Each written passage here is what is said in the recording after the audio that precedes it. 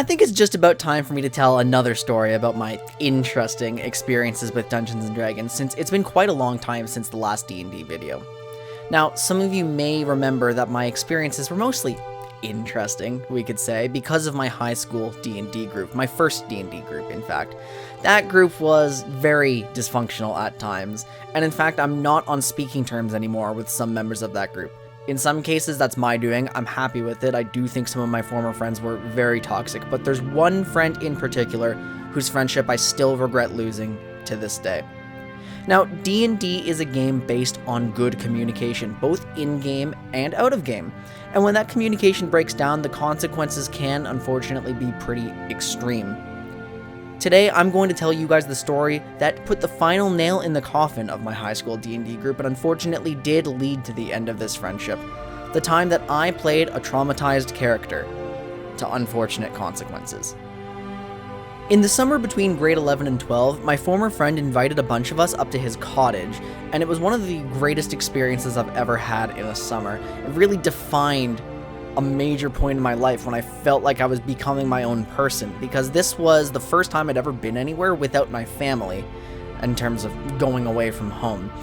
One of the things that we ended up doing at this cottage was, of course, play D&D in the evenings. Our forever DM had come up with a little micro-campaign to last the duration of our trip, and for this micro-campaign, I created my character, Ward Vangarth, the Ranger.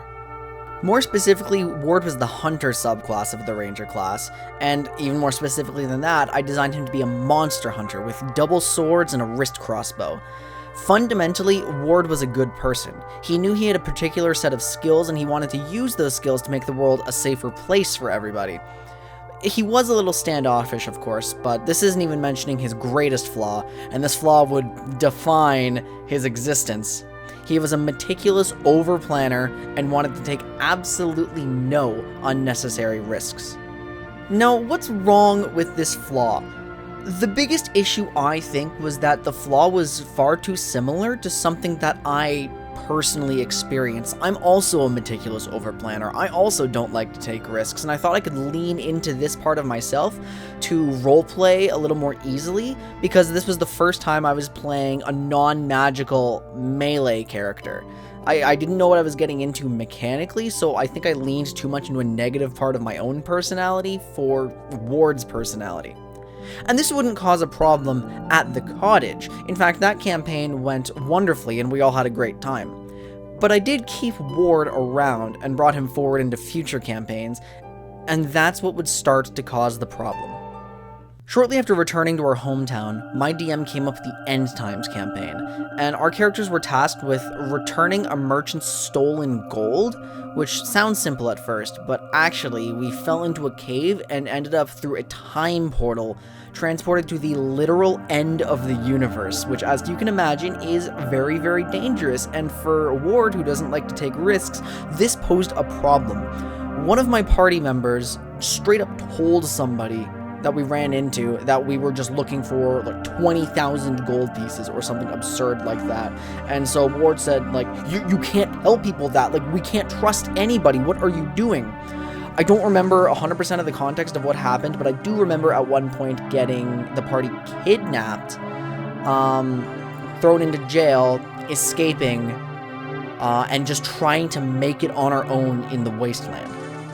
I do remember that we didn't get a full conclusion to the End Times. We ended up cutting the campaign short, but the important takeaway of that campaign is that Ward Vangarth was left with significant trust issues, more than he already had. Ward was already predisposed to trusting predominantly his core party, people who he knew would follow a plan, but living through the literal apocalypse did not do much for his trust in strangers. On top of that, I remember Ward had to do some acts that were not necessarily in agreement with his good alignment. I don't remember what those were, but it definitely did not leave him in a very good state. The reason that we didn't finish the end times was that the DM wanted to reboot his homebrew world. He wanted to start fresh, take what he'd done years ago and revamp it with new ideas, and so he wanted to start a new campaign there and gave us the option to take our old characters or make new characters. Now, most people said they wanted new characters, but I'd grown attached to Ward and I saw some opportunity. Because what ended up happening in the end times was some form of Deus Ex Machina thing where we were allowed to just get transported back to our alternate dimension homeworld, which was the Reboot, and it transformed most of my party members into new people. It, like, manipulated their essence or whatever explanation that I don't remember. But because I wanted to continue playing Ward, I brought him forward with a fragmented memory. He was not able to remember the end times exactly. He only knew that something really, really bad had happened. So it left him with his trust issues. It left him with the scars from living through the apocalypse. But he just could not remember them. That is the foundation for Ward Vangarth's trauma. Unfortunately, I can't remember what happened for the majority of that Reboot campaign. I do remember there were some military elements. I think we were mercenaries. We had to travel with some task that I don't remember. We ended up going down a river, and this led us to a very obscure, small town in the forest. I do remember, though, that none of us in the group knew what a one-shot really meant. Our one-shots were never really one session. So, the circumstances that we were in from the Reboot campaign led us to our Christmas one-shot, where we had to do something to save who was effectively Santa Claus, starting in the small village. Another important detail was the character that my former friend was playing, an Aarakocra named Bird Person, or at least I thought he was an Aarakocra. He might have been a Kenku, which would explain why Bird Person was so bizarre. I mentioned that our D&D group was very dysfunctional, and this was in part due to radically conflicting playstyles. So I was role-playing my character's trauma at certain instances because I like to act. I like living out my character and really role-playing. My former friend really just wanted to play D&D to relax and have a good time with his friends. So Bird Person was a silly character. He did silly things. He did dangerous things. And some of his hijinks were genuinely hilarious. But genuinely hilarious hijinks and a character who likes to take zero risks and has trust issues doesn't really work, because our characters got rebooted. So technically, Ward didn't have a history with these characters. All we had to go off of was the Reboot campaign and now the beginning of this Christmas campaign. So he didn't have like this foundation of trust with these new characters that we used to have. And as a result, because of the hijinks, Ward began to grow a disdain for Bird Person. And this ended up coming to a climax later on in the Christmas campaign. We were investigating what happened to the Santa-like character, and it took us to this trapdoor in the wilderness leading to a secret chamber. Now, the context of this eludes me a little bit. My memory is hazy, but I do remember Bird Person taking something that we really need, and like a potion of some sort, and I believe he drank it after he had like locked the trapdoor. Something happened. We got stuck in there. We almost died. Very, very nondescript story. I know. I apologize for that. But the long story short is that Bird Person effectively sabotaged the plan and almost got us killed from Ward's perspective. Now, I will confess that was partly my perspective too. I really thought that my friend's character just kind of fucked some things over, and it's like, oh my god, what do we do now? And he was just like, you know, having a laugh as his character, you know, as is his right to do. It's just the conflicting playstyles causing tension. But it's important to note that I never held it against him in person. I just definitely did roleplay my character being upset, because from that point on, Ward had identified Bird Person as not just a nuisance, not just reckless, but legitimately dangerous. Ward thought Bird Person would get him killed if he allowed things to progress as they did. Now, don't get the wrong idea. I'm not attacking Bird Person. I'm not causing PvP. But the foundation for roleplay, not combat drama, was definitely set up. I have to warn you that my lack of memory of some of the details of this next section might make me sound a little bad in certain contexts, and in fact, I might have been a little bad in certain contexts. I genuinely didn't realize if I was, like, hurting my former friend in any way during this section. But basically, we went back to the town, we were helping them.